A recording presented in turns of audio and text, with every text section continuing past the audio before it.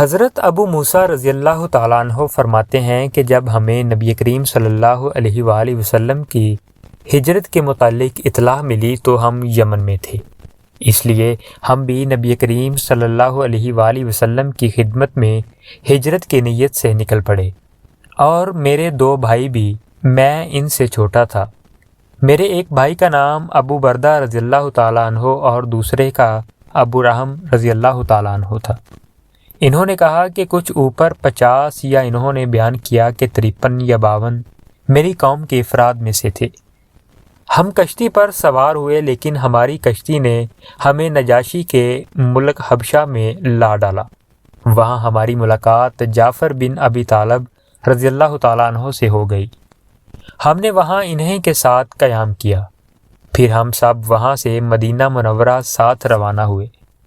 یہاں ہم حضور اقدس صلی اللہ علیہ وآلہ وسلم کی خدمت میں اس وقت پہنچے جب آپ خیبر فتح کر چکے تھے۔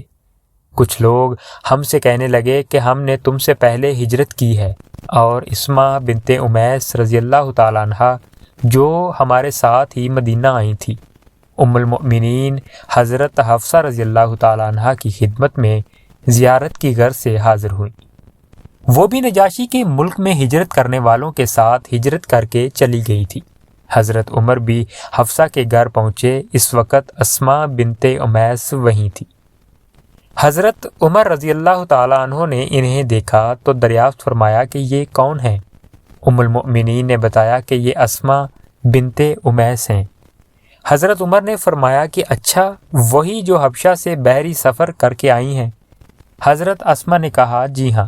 حضرت عمر نے ان سے فرمایا کہ ہم تم لوگوں سے ہجرت میں آگے ہیں، اس لیے رسول اللہ صلی اللہ علیہ وآلہ وسلم سے ہم تمہارے مقابلہ میں زیادہ قریب ہیں۔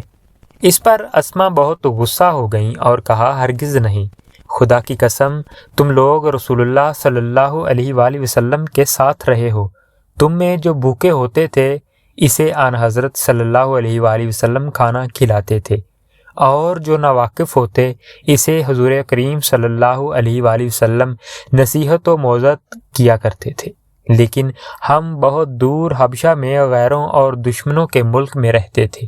یہ سب کچھ ہم نے اللہ اور اس کے رسول کے راستہ ہی میں تو کیا، اور خدا کی قسم میں اس وقت تک نہ کھانا کھاؤں گی نہ پانی پیوں گی جب تک تمہاری بات رسول اللہ صلی اللہ علیہ وآلہ وسلم سے کہہ نہ لوں۔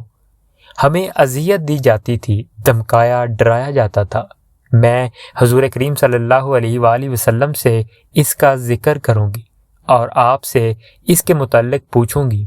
خدا گواہ ہے کہ نہ میں جھوٹ بولوں گی، نہ کجروی اختیار کروں گی، اور نہ کسی بات کا اضافہ کروں گی۔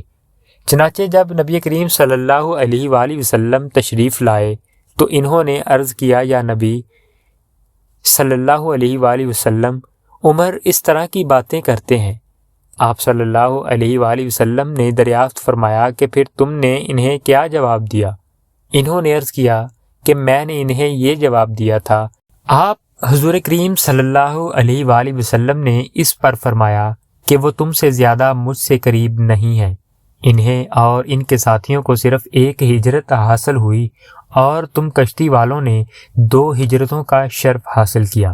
انہوں نے بیان کیا کہ اس واقعہ کے بعد ابو موسیٰ اشعری رضی اللہ تعالیٰ عنہ اور تمام کشتی والے میرے پاس گروہ در گروہ آنے لگے اور مجھ سے اس حدیث کے متعلق پوچھنے لگے۔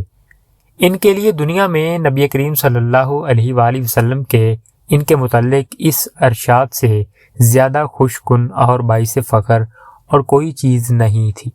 ابو بردہ رضی اللہ تعالیٰ عنہ کہتے ہیں کہ حضرت اسما بیان کرتی ہیں کہ حضرت ابو موسیٰ رضی اللہ تعالیٰ عنہ مجھ سے اس حدیث کو بار بار سنتے تھے۔